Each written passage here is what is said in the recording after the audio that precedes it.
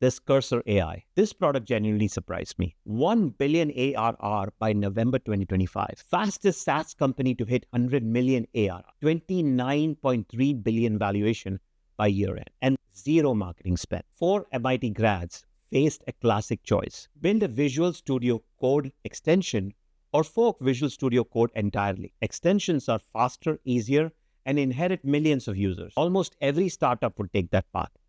Cursor AI forked. They believed AI would change coding so fundamentally that the interface itself needed to evolve. An extension would always be constrained by Visual Studio's code architecture. A fork gave them complete control to change anything. Within 3 months of writing their first line of code, they shipped.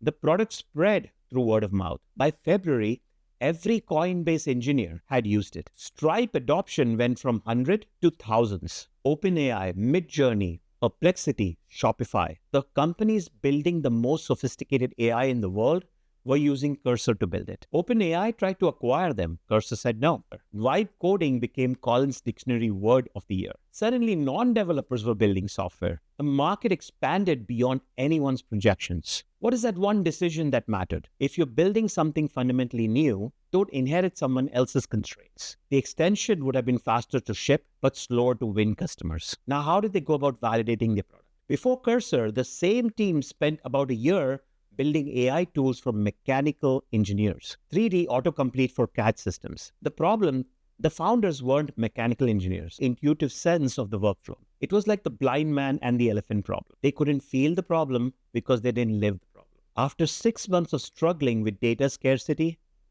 and a difficult cold start problem, they pivoted back to their core competency, programming. This time they were building for themselves. Within 5 weeks, they had a hand roll editor from scratch. They briefly tested it internally and launched publicly just after 3 months. No extended beta, no polished onboarding, just ship. Their validation approach was unusual. They relied heavily on dogfooding, using Cursor intensively to build Cursor. Every friction point they hit became a product improvement. Their team of 15 engineers each worked with about 5 Devon instances. The product was validated by its own creation process. One finding that was counterintuitive. Initially, they planned to rely entirely on foundation models like GPT, but then they realized that custom models were important for specific use cases. Their autocomplete feature predicts multi-file code changes within 3 milliseconds. That speed requires custom training. Their validation was, can we create a product using that same product?